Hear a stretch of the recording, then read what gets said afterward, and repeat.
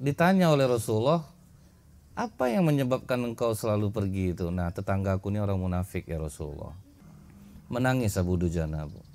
Kebetulan dia punya pohon kurma, sebagian dahan kurmanya yang berbuah itu ke arah rumah aku. Keluarga aku ini kan sering kelaparan ya Rasulullah. Sementara kurma itu sering gugurnya waktu subuh. Aku takut nanti anakku lapar bangun dimakannya buah itu. Bagaimana nanti aku mempertanggungjawabkannya di akhirat ya Rasulullah. Wah itu Bu. Jadi makanya aku tuh ya Rasulullah kalau habis sholat itu langsung lari pulang. Karena takut nanti anakku termakan. Karena hari itu pernah ketemu sama aku, anak aku dimakannya kurma tuh. Aku peluk dia Rasulullah, aku congkel mulutnya. Muntahkan nak, muntahkan. Nah nanti kurma itu saya kumpulkan, saya antar ke rumah tetangga saya. Dan nggak ada basa-basinya gitu. Itulah tetangga yang parah tuh Bu ya. Sehingganya mendengar itu apa kata Rasulullah Bu? Panggil tetangga dari Abu Dujana. Dipanggil tetangga Abu Dujana ini Bu. Kemudian apa kata Rasulullah? Kau mau ndak kasih pohon kurma kau kepada Abu Dujana? Aku janjikan satu batang pohon di surga untukmu. Kata dia, kalau sama aku ini yang jelas-jelas saja lah ya Rasulullah. Kalau surga itu ya ada tanda. Itulah laki-laki munafik tuh Bu. Aku ndak mau ya Rasulullah. Kalau mau jelas-jelas saja lah di dunia nih katanya. Nah maju Abu Bakar Siddiq Bu. Aku beli kurmamu seharga 10 kurma terbaik di Madinah. Oh, itu Bu. Kemudian Bu, dijualnya lah ke Abu Dujana. Jadilah kurma itu milik Abu Dujana. Si laki-laki munafik ini pulang ke rumah ngomong apa ke istrinya Bu? Ini kurma sudah milik Abu Dujana. Jadi kan masih banyak yang gugur di tempat kita nih. Kau pagi kau kumpulkan, jangan kasih sama dia. Itulah jahatnya dia Bu ya. Udah dijual, mau diambil lagi hasilnya. Tapi itulah Bu, keajaiban yang pernah terjadi di zaman Rasulullah. Begitu dia bangun subuh, posisi pohon sudah pindah ke rumah Abu Dujana.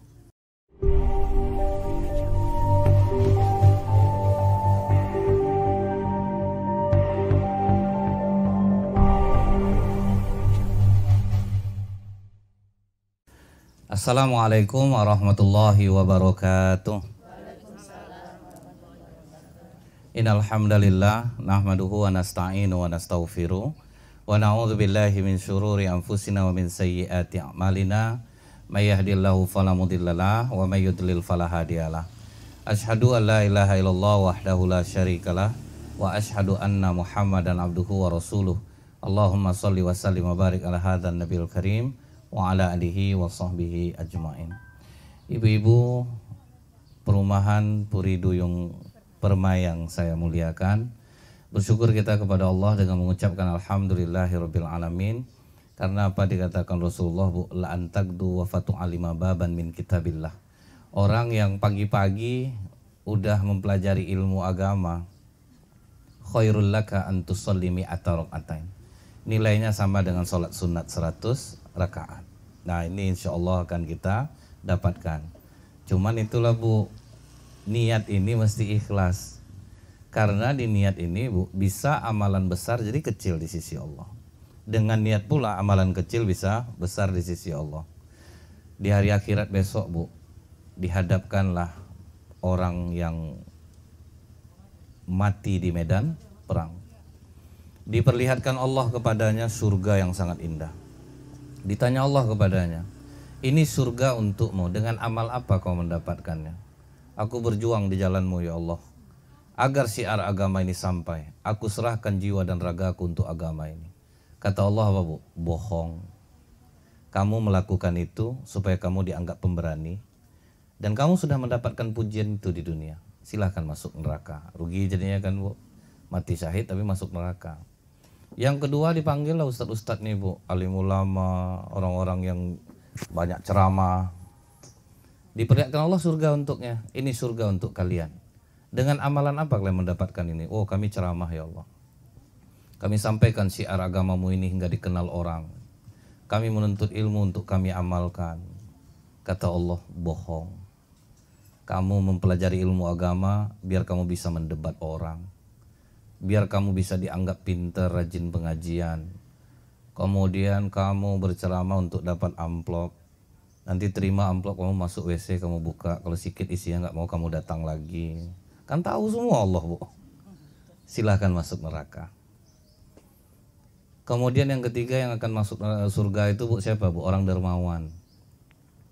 Diperlihatkan Allah pula surga untuknya. Dengan amal apa kau mendapatkan surga seindah ini? Aku mencari uang dengan cara yang halal, ya Allah, dan dengan uang itu aku bersedekah. Aku bantu fakir miskin, anak yatim, janda-janda tua. Kata Allah, bohong. Kamu berderma supaya kamu dianggap orang yang dermawan, agar kamu dikenal orang sebagai orang yang baik, dan kamu sudah mendapatkan pujian itu di dunia. Dan sekarang silahkan kamu masuk neraka. Tuh, Bu.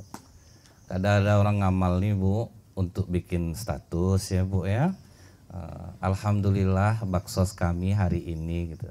Sebetulnya itu bagus, Bu, tapi kan hati kita yang tahu gitu, Bu kan. Nah, inilah kalau Ibu ikhlas duduk mendengarkan majelis ilmu ini, insya Allah akan mendapatkan sama nilainya dengan sholat sunat 100 rakaat. Insya Allah ya, Bu ya. Luruskan aja niat kita, Bu. Karena niat ini memang harus diluruskan setiap waktu. Seperti kita jalan di pematang sawah, Bu, tergelincir naik balik, tergelincir naik balik. Kemudian bersolawat kita kepada Rasulullah Sallallahu Alaihi Wasallam dengan ucapan Allahumma sholli ala Muhammad wa ala alihi washabbihi wasallim. Semoga dengan banyak kita bersolawat kita mendapatkan syafaat di yaumil akhir kelak. Solawat ini, Bu, ibadah karena Allah yang memerintahkan. Innallaha wa malaikatahu yusholluna 'alan nabi.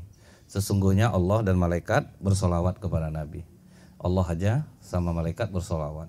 Makanya kita disunnahkan untuk bersolawat. Dan ini sesuatu yang nilainya ibadah, pasti ada balasannya dari Allah. Salah satunya adalah 1 kali kita bersolawat, 10 kali Allah bersolawat untuk kita. Kalau Allah yang udah mengucapkan selamat kepada kita, Bu, kira-kira ada enggak guna-guna yang bisa masuk? Ada enggak sihir yang bisa masuk? Nah, jadi enggak perlu cari orang pintar ke sana kemari. Amalkan aja banyak untuk bersolawat kepada Rasulullah. Walaupun ini Bu ya, ini amalan masing-masing, tetapi masing-masing akan mendapatkan keajaiban yang berbeda-beda sesuai dengan masalahnya jika dia bersolawat kepada Rasulullah Sallallahu Alaihi Wasallam. Kajian kita hari ini, Bu, karena kita hidup bertetangga ini, Bu, inilah yang akan kita bahas. Di zaman Rasulullah ada seorang sahabat namanya Abu Dujana. Abu Dujana ini, Bu, yang membuat Rasulullah resah melihat dia. Asal habis sholat subuh lari pulang. Tidak pernah mau duduk zikir gitu, Bu. Padahal kan kita semua tahu, Bu ya, duduk berzikir sehabis sholat subuh, kemudian sampai waktu syuruk kita isi dengan baca Quran kah, ataukah kita berzikir, ditutup dengan sholat sunat 2 rakaat, pahalanya umroh dan haji mabrur. Nah, semua orang tahu itu, orang-orang Islam tahu. Tetapi Abu Dujana langsung pergi dia, Bu. Nah, disinilah kita pentingnya untuk tidak suka berburuk sangka kepada orang sebelum tahu kita apa masalahnya. Kadang aneh, Bu, kita yang berumah tangga, Bu, tetangga lain yang lebih tahu daripada kita, itu kadang sakit hati kita ya, Bu ya. Makanya nggak boleh usil dengan urusan orang. Maka orang tua-tua dulu urus saja aib sendiri, jangan urus aib orang, kan itu pesannya, Bu. Kalau orang-orang Amerika urus bisnis kalian sendiri, jangan urus bisnis orang. Ini tetangga yang ganti gorden, Bu. Tengoklah warna apa yang dipilihnya. Ngapalah kita sih, Bu? Udah jelas cat rumahnya warna, biar suka-suka dia. Dia aja nyantai aja, Bu. Kok kita yang sibuk? Tengoklah kulitnya udah jelas hitam, dipakainya lipstik warna merah, itu udah macam dendeng belado. Ngapa pula kita yang sibuk, Bu ya? Jadi kita tuh, padahal masalah kita ini banyak loh, Bu. Masing-masing kita ini kan punya masalah, Bu. Masalah kita yang nggak bisa kita nyelesaikan. Ngapain masalah orang kita ikut campur? Nah tuh. Jadi Abu Dujana ini, Bu, Rasulullah nggak mau dulu ngomong. 1 hari dibiarin oleh Rasulullah. Dia jalan, pergi pulang. Hari kedua begitu lagi, nggak zikir, langsung pergi. Hari ketiga pergi lagi. Akhirnya Rasulullah ngomong sama dia. Nah, inilah perlunya tabayun ya, Bu ya. Kalau ada yang meresahkan jiwa tuh tanya. Seperti spanduk di Sudirman tuh, Bu ya. Saring dulu baru sharing gitu. Jangan semuanya Ibu tampilkan di grup. Latar belakang kita di grup tuh berbeda-beda Bu. Ada yang senang cerita politik, semua sembarang aja kadang yang dikirimnya gitu Bu ya. Jadi jangan sembarang-sembarang sharing. Harus kita teliti dulu kebenaran berita itu. Nah jadi ditanya oleh Rasulullah, kamu tuh nggak ada kebutuhan ya sama Allah Abu Dujana? Maksudnya Rasulullah, aku perhatikan beberapa hari ini, setiap habis sholat, kamu kok nggak zikir, kok langsung pulang? Menangis Abu Dujana, Bu. Saya ini bertetangga dengan laki-laki munafik ya Rasulullah. Maksudnya apa Bu? Tetangganya itu Islam, tapi kelakuannya jauh dari Islam. Ini yang harus kita robah Bu. Banyak orang sholatnya udah rajin, zikirnya udah bagus, tapi sifatnya itu jauh dari tuntunan Islam. Islam ini bukan hanya ngajarin sholat, bukan kalau ngajarin sholat cucu ibu pun 4 tahun 5 tahun udah pandai sholat kok. Bacaan Quran anak-anak sekarang kalah ibu-ibunya Bu. Dia diajar tahsin di sekolahnya. Tapi bukan itu Bu.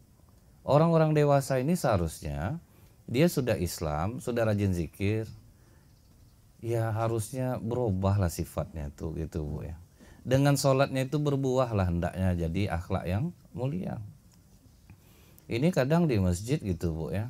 Kan kami ini sering dipesanin Ustadz, ceramahnya nanti sebentar aja, kami mau jenguk orang sakit. Oh iya Bu, nggak apa-apa. Nanti ibu ini kan ngumumin Bu, nanti habis kita ceramah, dengar ceramah, kita akan menjenguk tetangga kita yang sakit, suami dari ibu ini gitu ya Bu ya. Terus nanti habis ngumumin Bu, ditanya sama jamaah yang lain, siapa yang sakit Kak? Suami ibu apa tuh? Sakit apa?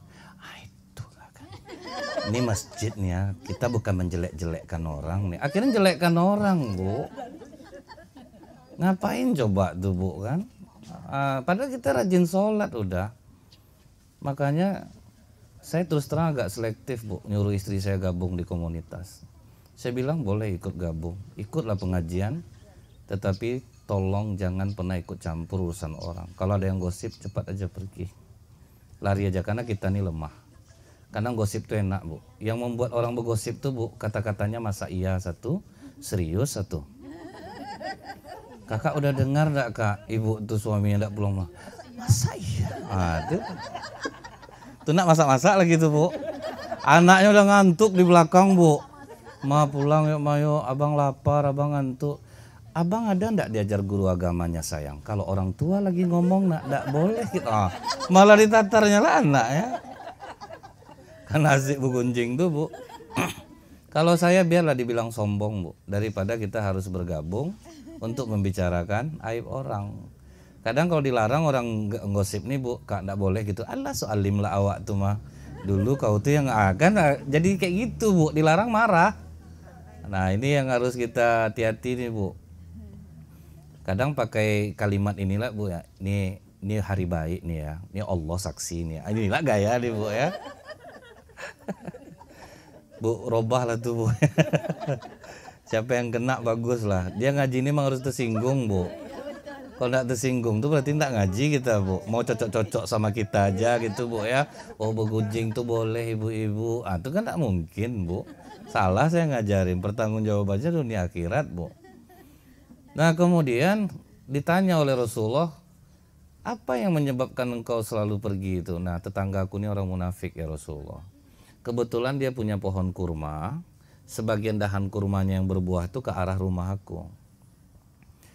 Keluarga aku ini kan sering kelaparan ya Rasulullah. Sementara kurma itu sering gugurnya waktu subuh. Aku takut nanti anakku lapar bangun dimakannya buah itu. Bagaimana nanti aku mempertanggungjawabkannya di akhirat ya Rasulullah. Wah tuh Bu. Situ aja tuh makan gak mau dia Bu. Ini uang anggota dewan 250 sampai 150 kadang-kadang ke ibu-ibu yang lain Bu ya. Berapa banyak dimakannya tuh Bu. Kan kadang-kadang familinya maju. Ibu-ibu nanti ngumpul di rumah saya. Kebetulan famili saya maju jadi anggota dewan. Dan maaf ibu-ibu bukan menjengkali ibu-ibu dengan uang. Nanti ada bingkisan mentega terus uang 150.000 rupiah. Padahal 250 tuh Bu. Berani dia makan kadang-kadang kan Bu ya. Jadi ternyata ini kurma aja Bu nggak berani dia untuk makan. Jadi makanya aku tuh ya Rasulullah kalau habis sholat itu langsung lari pulang. Karena takut nanti anakku termakan. Karena hari itu pernah ketemu sama aku, anak aku dimakannya kurma tuh. Aku peluk dia Rasulullah, aku congkel mulutnya. Muntahkan nak, muntahkan. Nah nanti kurma itu saya kumpulkan, saya antar ke rumah tetangga saya. Dan nggak ada basa-basinya gitu. Itulah tetangga yang parah tuh Bu ya. Nggak ada basa-basinya Bu. Nah, kadang kalau kita bertetangga ini Bu, memang banyak yang harus kita ketahui. Kadang memelihara ayam orangnya Bu ya. Awak sudah ngepel, ayam lagi di situ kan. Nah, jadi memang banyak hal. Sehingganya mendengar itu apa kata Rasulullah Bu? Panggil tetangga dari Abu Dujana. Dipanggil tetangga Abu Dujana ini Bu. Kemudian apa kata Rasulullah? Kau mau enggak kasih pohon kurma kau kepada Abu Dujana? Aku janjikan 1 batang pohon di surga untukmu. Kata dia, kalau sama aku nih yang jelas-jelas saja lah ya Rasulullah. Kalau surga itu ya ada tanda. Itulah laki-laki munafik tuh Bu. Kita ini kan tanpa sadar Bu banyak juga jadi orang yang munafik Bu. Kalau misalnya untuk kepentingan agama kita lemes gitu. Karena nggak jelas, nggak nampak hasilnya gitu. Tapi kalau untuk urusan duit masuk Bu jangan ditanya lagi. Sempat disuruh orang tolong jam 5 subuh ke Bangkinang tuh jam 3 udah pada bangun tuh Bu. Dapat duit 1 juta misal gitu Bu ya. Tapi kalau untuk ke masjid Bu, malam tadi capek. Bapak kan sering alasan itu Bu ya. Badan berat pula. Coba urusan duit masuk. Karena nampak. Nah itu kan udah termasuk kemunafikan. Kadang kita nolong tetangga kita masak gitu ya Bu ya. Pas dia ada hajatan. Kan pulang biasa dibungkusin tuh Bu. Kak bawalah sikit. Pasti ke jawaban kita, apa pula nih dibungkus-bungkus. Kita tetangga, coba enggak dibungkuskan Bu. Pas ngumpul juga, enggak ada otak ya. Ditolong masak, rendang, enggak terbungkuskan sama dia agak sedikit, betul enggak Bu?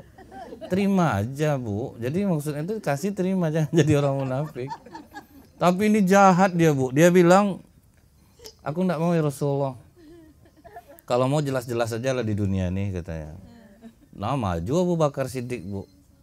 Aku beli kurmamu seharga 10 kurma terbaik di Madinah. Oh, tuh Bu. Jadi sahabat tuh kalau untuk akhirat tuh Bu, nggak ada dia ibaratnya takut-takut gitu Bu ya. Kalau kita kadang Bu miris kita Bu. Tiba ngajak anak makan liburan, makan, apa aja makan. Makan di dimsum sampai kena 150.000 2 orang nyantai. Tapi kalau untuk ngisi kotak infak Bu, salah masuk aja menyesal dia Bu. Rencana mau masukkan 5.000 Bu, termasuk 50 lama menungnya Bu. Ditengoknya kotak tuh terus. Jadi Bu, kalau ada orang habis ngisi kotak infak, terdiam dia Bu. Positif salah isi itu Bu. Positif salah isi itu.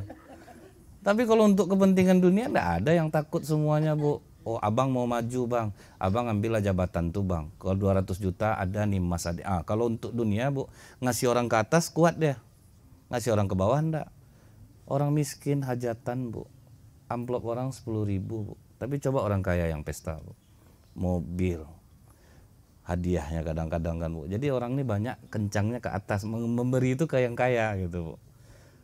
Untuk dapat jabatan, kasih uang sekian untuk kepala bidang, untuk kadis, untuk ini. Oh itu semangat betul orang rumah tuh Bu.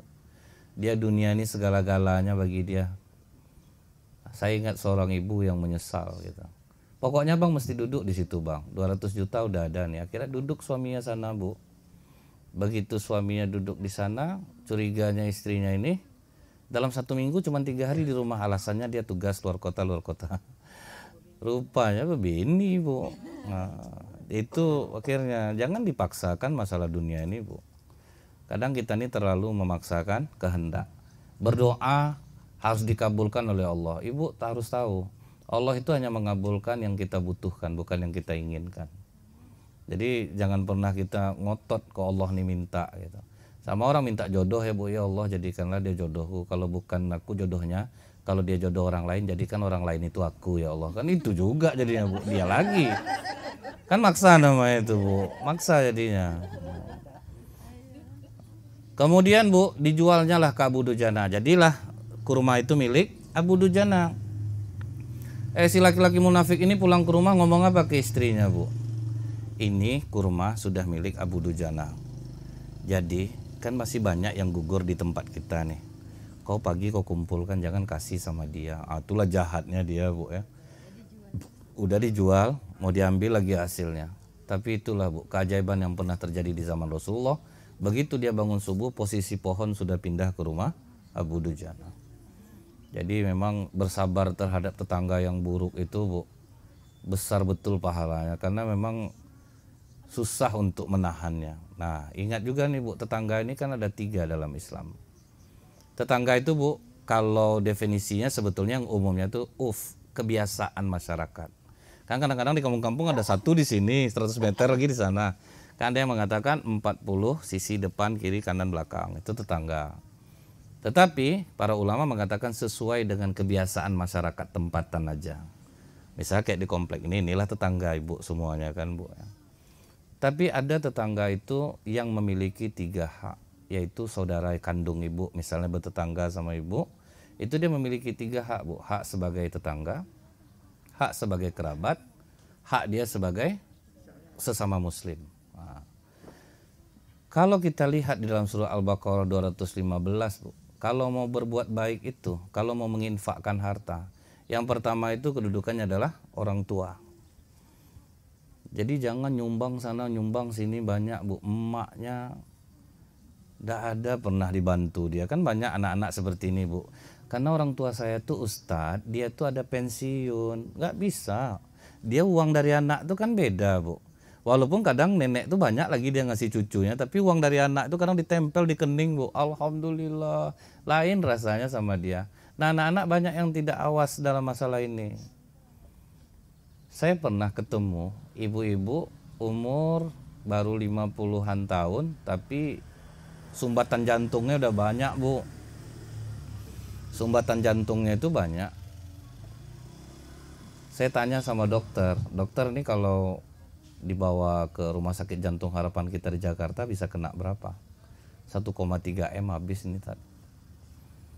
Ketika saya masuk ruangan ibu itu, pertanyaan saya yang pertama itu, Bu, orang tua ibu masih hidup nggak?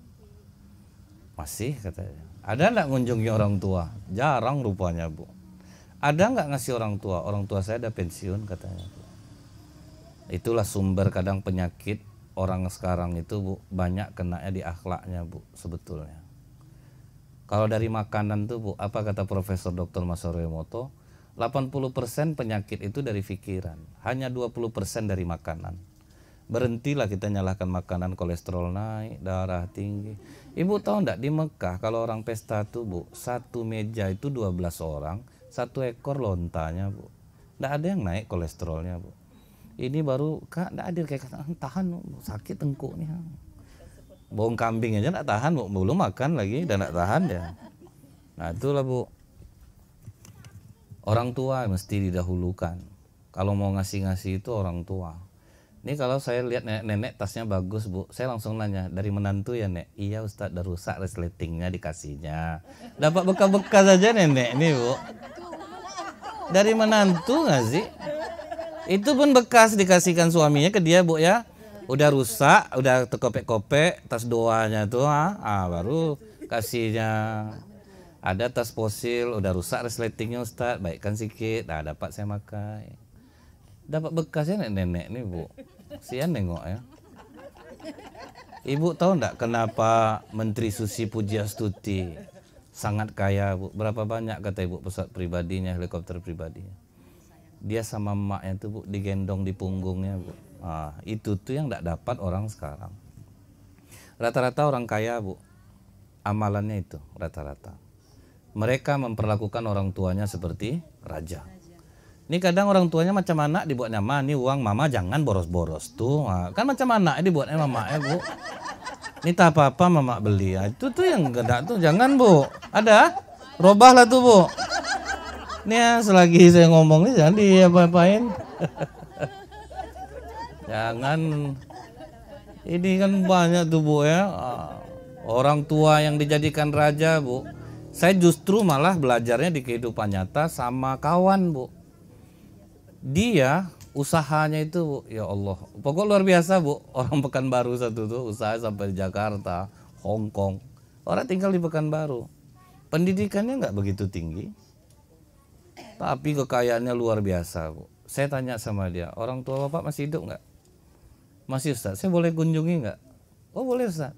Nah kagetnya saya itu Bu, orang tua itu kan nggak mau tinggal sama dia Bu, sampai dibeli mahalnya rumah orang Bu, agar bisa dia sekomplek sama orang tuanya. Kan besar tuh Bu, orang tuh kan suka-suka jualnya Bu.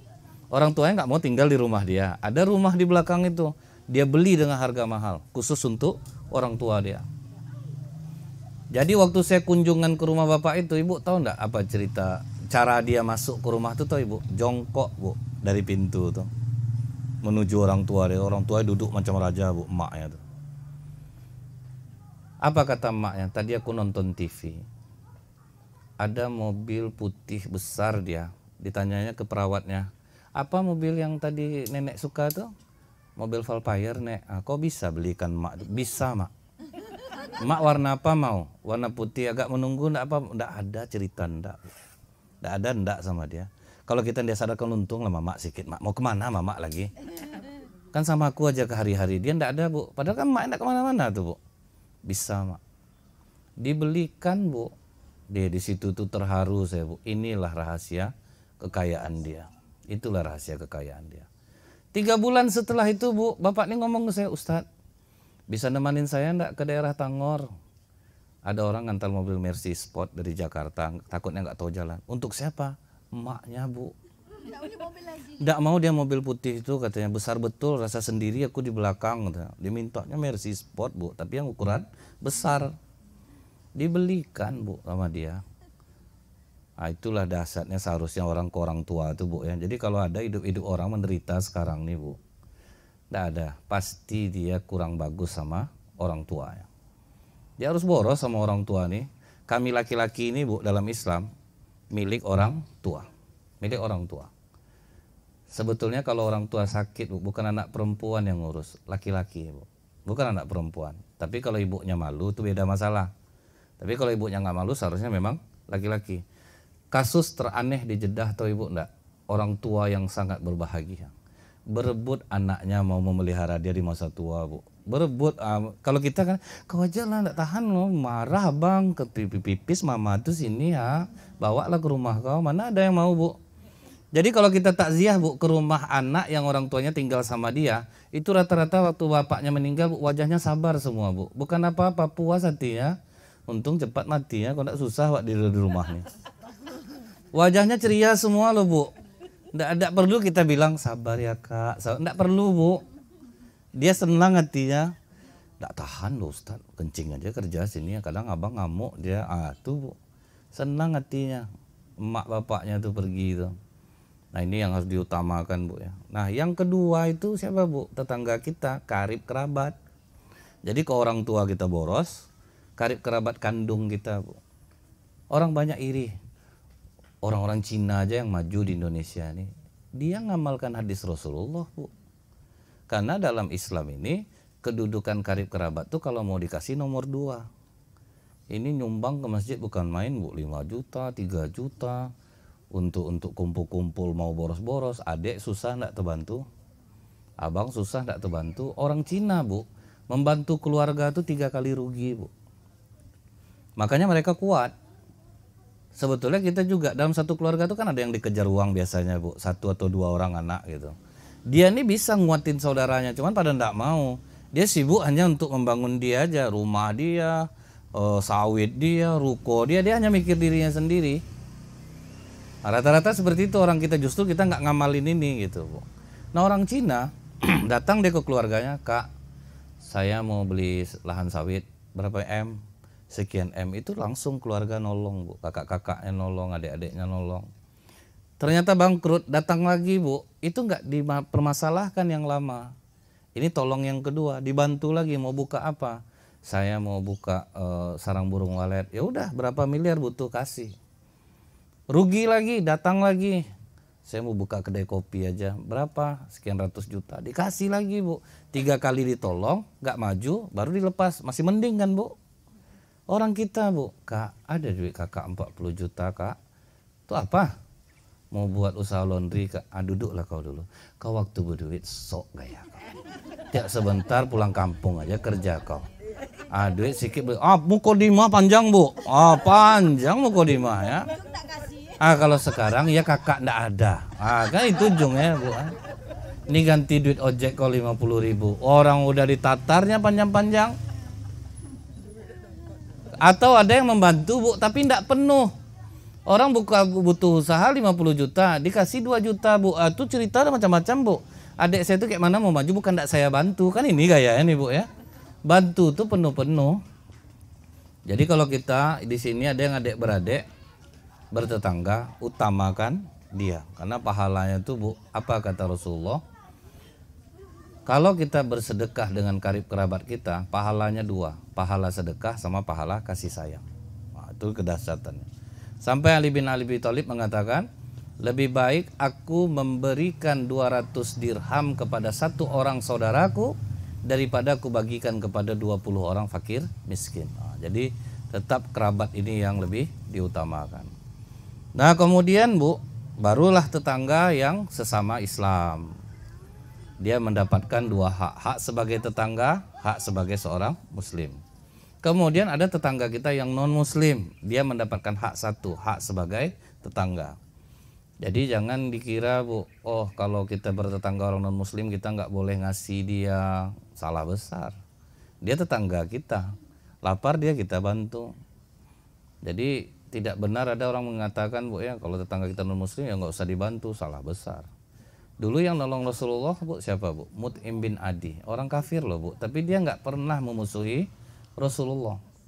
Sehingga kata Rasulullah, siapa yang membuat orang non muslim yang tinggal di kampungan orang muslim, dia tidak merasa aman, sama kali dengan memusuhi aku. Jadi harus tetap menjaganya. Kemudian Bu, anjuran berbuat baik sama tetangga ini itu terdapat dalam surat An-Nisa. Jadi kita berbuat baik sama tetangga ini Bu, An-Nisa ayat 36 itu. Termasuklah kita berbuat baik kepada tetangga kita ini Bu. Jadi jangan pernah disepelekan masalah bertetangga ini. Sehingga kata Rasulullah Bu, sebelum kalian tinggal di suatu tempat, perhatikan siapa yang menjadi tetangga kalian. Kalau ndak sabar-sabar Bu, aduh, apalagi yang kasihannya saya yang rumah kopelan dulu tuh kalau ngontrak-ngontrak ya Bu ya. Mesin air 1 Bu, rebutan gitu kan Bu ya. Memang ya alhamdulillah ini kan rumahnya satu-satu ya Bu ya. Cuman mungkin ya ujian tinggal di kompleknya mungkin beda lagi ya Bu ya. Ibu lah yang tahu tuh apa ujiannya. Nah pokoknya jangan pernah usil sama tetangga. Kapan perlu jangan pernah tanya mau kemana gitu Bu. Karena dia nanti bohong jadinya Bu, kan dosa dia jadinya. Kadang ada orang ini terlalu ramah betul Bu. Mau lewat depan rumah, mau kemana? Nanti pulang beli apa? Kan usil tuh Bu ya. Akhirnya orang nanti bohong Bu, kan ada hal-hal privasi yang nggak mungkin disampaikan gitu ya Bu ya. Iya, bentuknya ramah, sapa-sapa aja lah Bu. Nek, hati-hati, kan enak gitu Bu. Ini kepo Bu. Iya ramah. Kadang Bu, saya ada kadang-kadang nenek tuh kesal Bu. Nek, ngapa ndak jadi ke kedai? Muak tuh ada tuh bertanya terus heran nengoknya. Dia tegak lah di kedai itu Bu. Tak pertanyaannya banyak. Bali. Sambal orang lah ditanyanya Bu. Lai cukuy. Kan gitu itu macam ramah ya lah Bu, tapi nyongkel gitu Bu. Nyongkel dia sebetulnya cari aib itu Bu ya kan.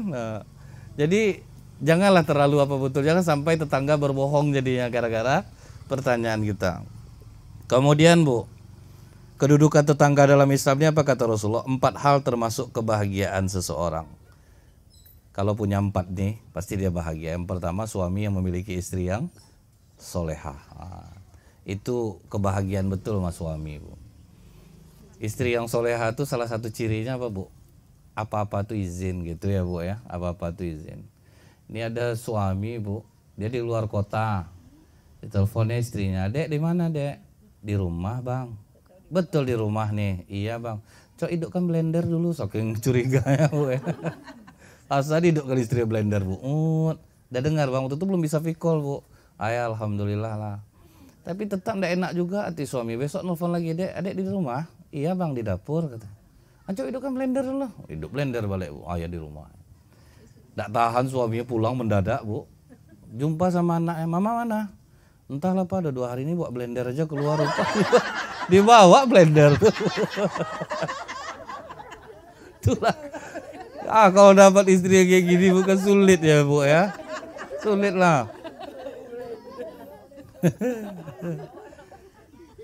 Jadi kalau dapat istri soleha pasti bahagia suami Bu. Datang ibu bisa bertanya, suami saya enggak soleh Ustaz? Enggak, ini ibu aja dulu. Kita aja jadikan soleha diri sendiri ini dulu Bu. Enggak usah bahas suami kita, udah itu takdirnya dulu, udah dilarang bapak kita, enggak mau juga, nak dia juga. Terima takdir itu, jangan pernah menjelekkan suami Bu. Dulu pasti ada orang tua melarang, feeling orang tua ini Bu, enggak pernah meleset Bu. Usah lagi nak, kita keras juga hatimu itu. Dulu enggak mau sama Ustadz Nazril. Ya Bu, udah mau ditolak, jangan sama Ustadz lagi, dia enggak berduit. Kau pilih lah ini, kan itu dia Bu. Tak mau ikut kata orang tua. Aduh. Nah itu saya ngenyampingin aja Bu. Banyak orang. Iya. Udah dilarang sama orang tua dulu Bu, berkeras juga. Nah terimalah takdir itu, janganlah, terimalah. Udah ini, ya Allah aku mohon ampun, ternyata aku salah memilih suami. Sabar dan tabahkan aku ya Allah. Jadikan ini ladang amal bagiku. Itu yang bagus Bu. Jangan buat status ya Allah kuatkanlah hambamu ini. Tentu orang komen jadinya Bu. Ngapa kak muak nengok abang nih ya. Kadang Bu ya, udah puas dia menjelekkan suaminya. Kawankan besok kakak Senin ke pengadilan ya. Malamnya udah berbonceng balik berdua. Di WA kak enggak jadi kak. Abang udah minta maaf. Kan orang kawan udah emosi dengarnya Bu. Jadi jangan pernah ibu dengarkan Bu ya. Orang menjelekkan suaminya. Dulu dipaksa emang nikahnya. Enggak. Katanya karena cinta gitu ya Bu ya. Makanlah cinta tuh. Ngapa harus sekarang? Itulah kebahagiaan pertama suami itu Bu, istri yang solehah. Kemudian tempat tinggal yang luas. Ini memang dianjurkan dalam Islam Bu. Dapat yang agak melapangkan jiwa lah Bu ya. Tempat tinggal luas itu maksudnya bisa rumah itu bermanfaat untuk orang lain. Banyak Bu orang-orang kaya sekarang yang dia pensiun rumah besar, anak udah lepas semuanya gitu Bu ya. Dijadikannya rumah tuh pondok tahfiz itu ada gitu.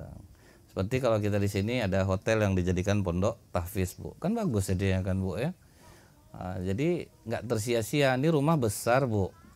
Nggak mau dijadikan rumah itu bermanfaat.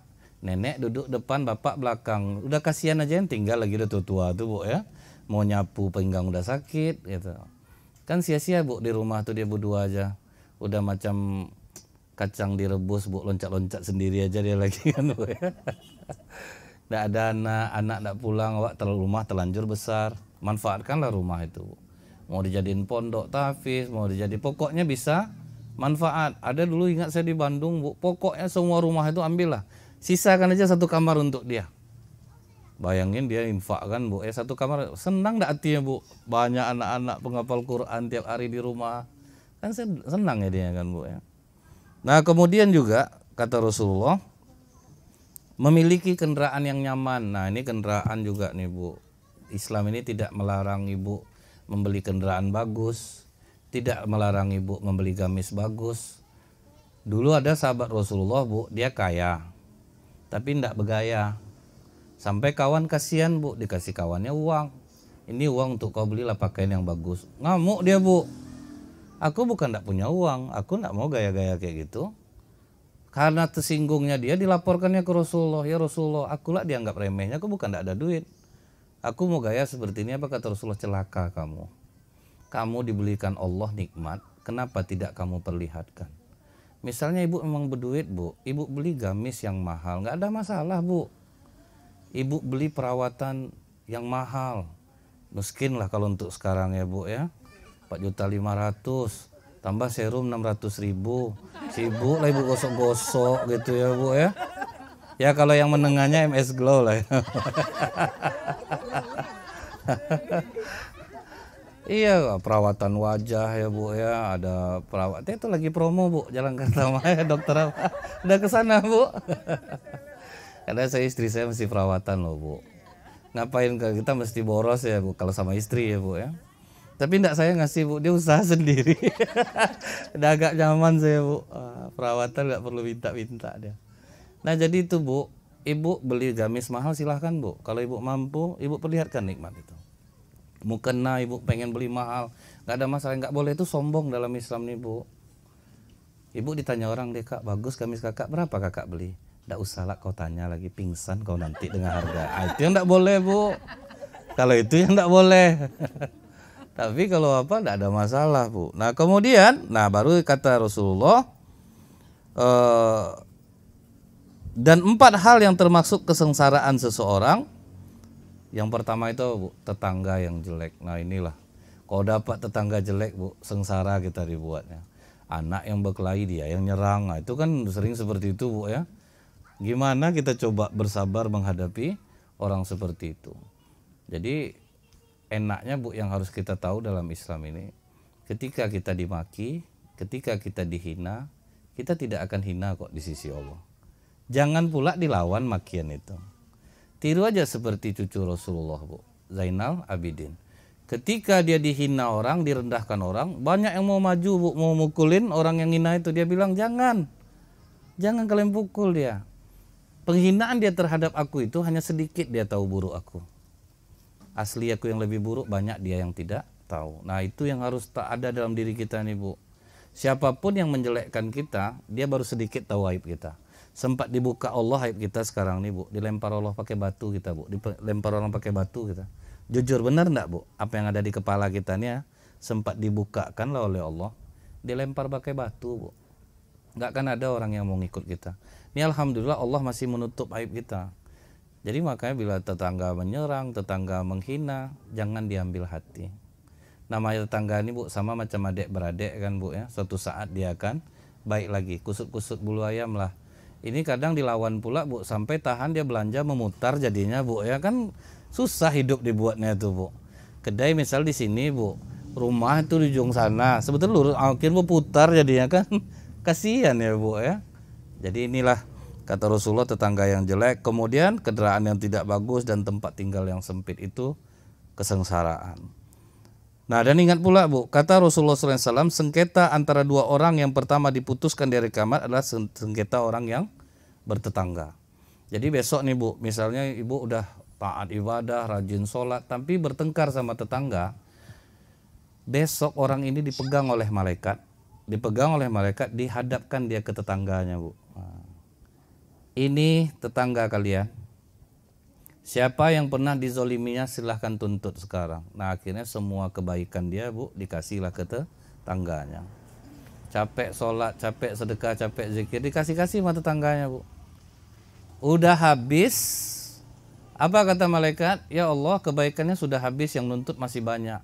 Ambil dosa orang yang dizoliminya, pindahkan ke dia.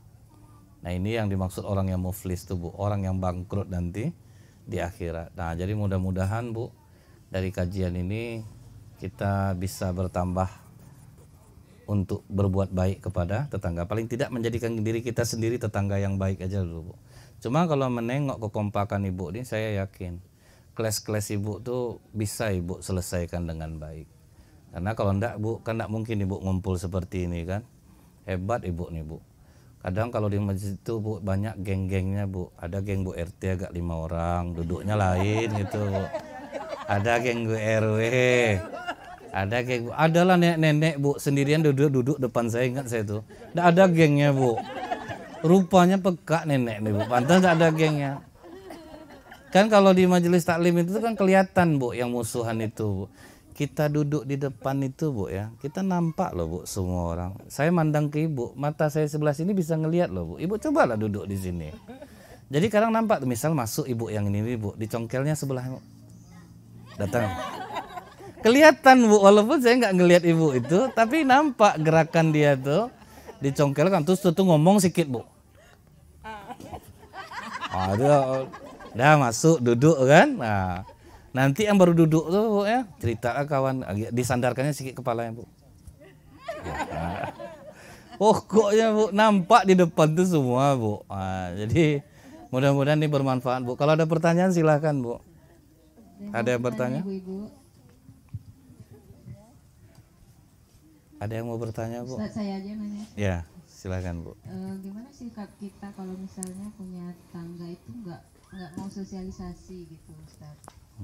Terus kayak kita di komplek ini kan kita punya iuran, ada keamanan kebersihan, dia nggak pernah ikut berpartisipasi, nggak mau ikut gitu. Pokoknya dia sendiri aja. Gimana sikap kita gitu? Ya, ada sebagian yang agak ekstrim, Bu. Ada di satu daerah di Bali. Orang Islam di Bali itu mereka punya aturan sendiri, Bu. Orang yang nggak pernah ke masjid itu disolatinnya di rumah. Nah, itu kan peraturan yang mereka buat, Bu ya. Itu sesuai kesepakatan kita aja gitu, Bu. Yang nggak sosialisasi, yang nggak mau nyumbang apa yang harus kita lakukan gitu. Yang nggak mau nyumbang tanah kuburan kan lu ada juga gitu ya, Bu ya. Dan itu jalanin aja, itu diserahkan kepada penduduk masing-masing untuk memberikan efek jerah. Jadi di Bali orang Islamnya gitu, Bu. Yang laki-laki yang nggak mau ke masjid, disolatinnya nggak boleh di masjid. Nyolatinnya di rumah. Nah, kalau tetangga yang seperti ini, apa kira-kira hukumnya dari RT, RW, apa yang ditetapkan supaya dia jerah? Nggak bisa kita bilang, nggak boleh kalau kita kayak gitu kali ya. Maksudnya yang manusiawi lah gitu ya, Bu ya. Kadang kalau nggak dikuatkan aturan ini, orang kadang-kadang sepele. Pas udah meninggal besok, Bu, baru pada sibuk. Saya pernah lihat orang, Bu, nggak ada yang takziah, Bu. Bayangin tuh. Berapa terpukulnya. Kita nih ingat, kita nih pasti akan ada dapat masalah. Saya dulu pernah diundang orang, Bu. Heran saya, undangnya jam berapa sih, Pak? Habis zuhur, Ustaz. Zuhur, habis zuhur itu baru saya sendirian loh, Bu. Nggak ada yang datang, jamaah masjid nggak ada yang datang. Makanannya banyak, Bu. Lihat terbuang nggak jadinya, Bu? Sedih nggak kayak gitu? Terus ada orang yang meninggal, Bu. Nggak ada orang datang. Nah, cobalah tuh. Awal-awal mungkin belum terasa karena belum dapat masalah. Besok setelah dapat masalah baru jerah. Jadi makanya harus ada memang efek jerah untuk tetangga yang seperti ini. Dan itu sesuai dengan kesepakatan warga dan perangkat-perangkatnya. Apa yang harus dilakukan. Itu aja, Bu. Yang penting jangan zolim hukumnya, Bu. Ini kadang kita, Bu, harga sendal 200.000, bawa ke masjid hilang. Doanya, Bu, ya Allah patahkanlah kaki orang yang mencuri sendal saya. Kan tidak imbang tuh, Bu. Masa 200.000 doainnya patah kaki orang, Bu. Nah, ada yang lain lagi, Bu? Baik, rasanya cukup ya, Bu ya. Makanan dah merayu-rayu pula, nampak dari jauh.